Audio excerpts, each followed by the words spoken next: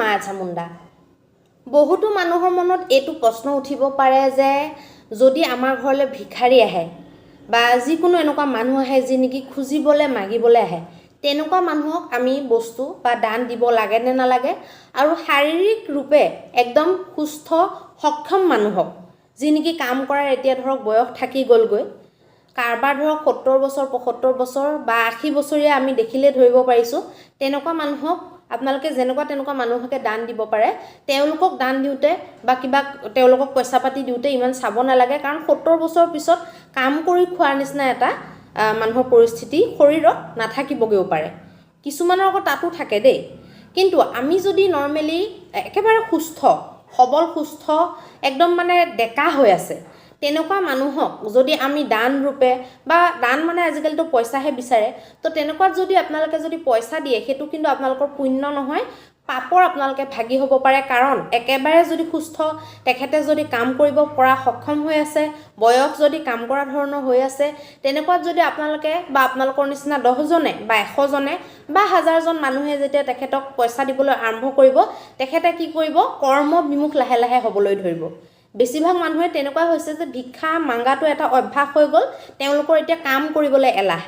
তো আমি এজন মানুহক যদি নিজৰ কৰ্মৰ পৰা, এখন পৃথিৱীত প্ৰত্যেকে কৰ্ম কৰিবলৈ আহিছে, আৰু কৰ্মৰ পৰা যদি আমি বিমুখ কৰোঁ, তেতিয়াহ'লে শনিদেৱে তাৰ উচিত দণ্ড আমাক প্ৰদান কৰে।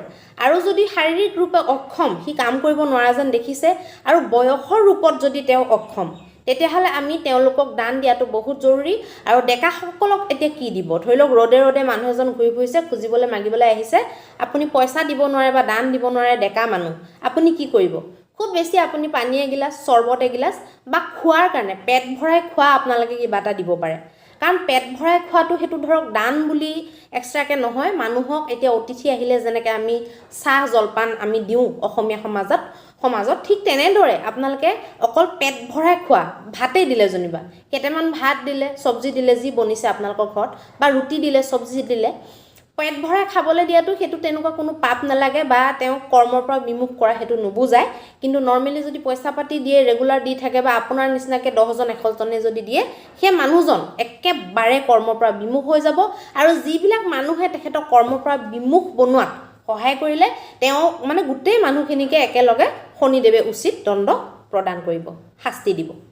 এতিয়া আহকচোন আমি ৰাশিফলৰ বিষয়ে আলোচনা কৰোঁ। 26 মাৰ্চ 2024 মঙলবাৰ পৰিছে, কৃষ্ণ প্ৰতিপদা তিথি পৰিছে। এতিয়া মেষৰ পৰা মীনলৈকে কি অৱস্থা হৈ আছে আমি চাওঁ আহকচোন।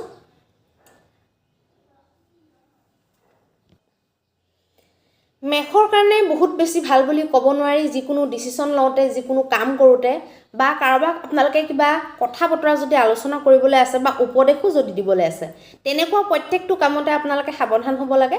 আৰু বৈবাহিক ক্ষেত্ৰত আপোনালোকে সাৱধান হ'ব লাগিব।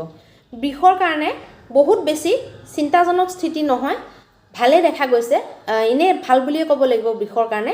কিন্তু তথাপিতো আপোনালোকৰ কিবা নহয় কিবা ক্ষেত্ৰত আপোনালোকৰ মানসিক টেনশ্যন কিন্তু থাকিব পাৰে, সেইটো ক্ষেত্ৰত আপোনালোকে সাৱধান হোৱাটো দৰকাৰী হ'ব। মিথুনৰ কাৰণে শুভ নহয়, মানসিক টেনশ্যন আদি হ'ব পাৰে। যিকোনো অসুবিধা আপোনালোকে পাব পাৰে জীৱনত, নিজৰ কৰ্মক লৈ বা ঘৰুৱা সম্পৰ্কৰ ক্ষেত্ৰক লৈ, বা যিকোনো ঘৰত যদি কিবা আলোচনা আছে সেইবিলাকক লৈ, বন্ধুবৰ্গক লৈ, বা যিকোনো মানসিকভাৱে আপোনালোকক মুঠতে অস্থিৰ কৰি তুলিব পাৰে আপোনালোকক এই দিনটোৱে। গতিকে অকণমান সাৱধান হ'ব। কৰ্কটৰ কাৰণে শুভ তেওঁলোকে যাত্ৰা, শুভ যাত্ৰা মানে চুটি চুটি যিবিলাক যাত্ৰা, সেই যাত্ৰাবিলাকৰ কাৰণে শুভ দেখা গৈছে। আৰু তেওঁলোকে যিকোনো কাম যদি কৰোঁতে নিজৰ ইষ্ট দেৱতাক যদি ভালকৈ তেওঁলোকে স্মৰণ কৰি, তেওঁলোকৰ যদি নাম আদি জপ কৰি পেলাই তেওঁলোকে যদি নিজৰ কামত যদি ওলাই যায়, তেতিয়াহ'লে সফলতা দেখা গৈছে। পৰাক্ৰম অত্যন্ত দেখা গৈছে, তেওঁলোকে পূৰা প্ৰচেষ্টা কৰিব নিজৰ কামৰ কাৰণে, নিজৰ কাম সিদ্ধি কৰাৰ কাৰণে। গতিকে অভাৰঅল ভাল বুলি ক'ব লাগিব। সিংহৰ কাৰণে কিন্তু ভাল নহয়, বৈবাহিক ক্ষেত্ৰত বহুত বেছি ভাল বুলি ক'ব নোৱাৰি। যিকোনো সৰু সুৰা কথাতে মতভেদ হোৱাৰ সম্ভাৱনা দেখা গৈছে। আৰু মানসিক ৰূপে যিহেতু অস্থিৰ হৈ থাকিব, বাকী ফালেও তাৰ প্ৰভাৱবিলাক দেখা গৈছে। কন্যাৰ কাৰণে শুভ, যিকোনো আপোনালোকে কাম কৰিব পাৰে, যাত্ৰাত যাব পাৰে, পেণ্ডিং কাম যদি কিবা আছে আপোনালোকে কৰিব পাৰিব। তুলাৰ কাৰণে একদম অশুভ মানসিক টেনশ্যন বহুত বেছি দেখা গৈছে, হানি ক্ষতিৰ সম্ভাৱনা আপোনালোকৰ কাৰণে দেখা গৈছে, অকণমান সাৱধান হ'ব। বৃশ্চিকৰ কাৰণে অত্যন্ত শুভ দেখা গৈছে, যিকোনো শুভ কাম আপোনালোকে কৰিব পাৰে, যিকোনো পইচাৰ লেনদেন বিশেষকৈ আপোনালোকে কৰিব পাৰে, যিকোনো কিনা বেচাৰ লগত ৰিলেটেড কাম আপোনালোকে কৰিব পাৰে। ধনুৰ কাৰণে বহুত বেছি ভাল বুলি ক'ব নোৱাৰি। কৰ্মক্ষেত্ৰত যিকোনো কাম কৰোঁতে, কাৰোবাৰ লগত কথা পাতোঁতে, যিকোনো আইডিয়া এপ্লাই কৰোঁতে, ডিছকাছ কৰোঁতে বা যিকোনো ঠাইত আপোনালোকে যদি চাইন কৰিব লগা হয়, কিবা যদি আপোনালোকে নথি পত্ৰৰ কাম থাকে, সেইবিলাক আপোনালোকে ভালকৈ পঢ়ি মেলি ভালকৈ ডিছকাছ কৰি লোৱাটো ভাল হ'ব। নভবা নিচিন্তাকৈ কোনো ধৰণৰ আইডিয়া আপোনালোকে এপ্লাই নকৰাটো ভাল হ'ব। মকৰৰ কাৰণে অত্যন্ত শুভ, যিকোনো ভাগ্যদায়ক কাম তেওঁলোকে কৰিব পাৰিব। সকলো ধৰণৰ এনেকুৱা কাম যিবিলাক নেকি আপোনালোকৰ কাৰণে বৰ্তমান সময়ত বৰ জৰুৰী, বৰ ভাগ্যদায়ী, তেনেকুৱা ধৰণৰ প্ৰত্যেক কাম আপোনালোকে কৰিব পাৰে। কুম্ভৰ কাৰণে অত্যন্ত মানসিক চাপ দেখা গৈছে, বহুত অশান্তি, মনৰ অশান্তি বিশেষকৈ, আৰু বহুত দূৰ যাত্ৰা আদি আপোনালোকে নকৰাটো ভাল হ'ব, কাৰণ যাত্ৰা আদিও ফল বৰ শুভ দেখা যোৱা নাই।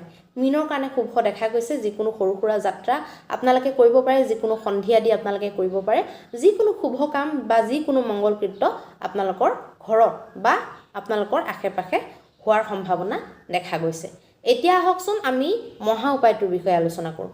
মহা উপায়ত আপোনালোকে ঘৰৰ ওচৰৰ যিকোনো দেৱী মন্দিৰ বা ঘৰৰ ওচৰৰ যিকোনো গণেশ মন্দিৰ বা ঘৰৰ ওচৰত থকা যিকোনো, ঘৰৰ এতিয়া দূৰত থাকিলেও সেইটোও কৰিব পাৰে আপোনালোকে, কিন্তু য'ত ওচৰত থাকে তাত সুবিধাৰ্থেহে সেইটো মই কওঁ। ঘৰৰ ওচৰত থকা বুলি যেতিয়া কওঁ, জানিব যে আপোনালোকৰ সুবিধাৰ কাৰণে ঘৰৰ ওচৰটোৰ কথা কোৱা হৈছে। আপোনালোকৰ ঘৰৰ ওচৰত যিটো এভেইলেবল হয়, হনুমান মন্দিৰ, গণেশ মন্দিৰ বা দেৱী মন্দিৰ, যিটো মন্দিৰে আপোনালোকৰ এভেইলেবল হয়, সেই মন্দিৰত গৈ আপোনালোকে 7 গছ আপোনালোকে চাকি জ্বলাব লাগে। 7 গছ চাকি জ্বলাই আপোনালোকে ৰঙা আপোনালোকে এখন কাপোৰ তাত দিব লাগে আৰু সেন্দুৰ আপোনালোকে তাত অৰ্পণ কৰিব লাগে। হনুমান মন্দিৰত আপোনালোকে হনুমানী সেন্দুৰটো দিলে বেছি ভাল হ'ব। আৰু 3টা আপোনালোকে মতিচুৰ লাড্ডু যদি অৰ্পণ কৰে আৰু বিঘিনিবিলাক যাতে আঁতৰে তাৰ কাৰণে প্ৰাৰ্থনা কৰি যদি আপোনালোকে ওলাই যায়, অত্যন্ত শুভ ফল লাভ কৰিব পাৰিব। ধন্যবাদ।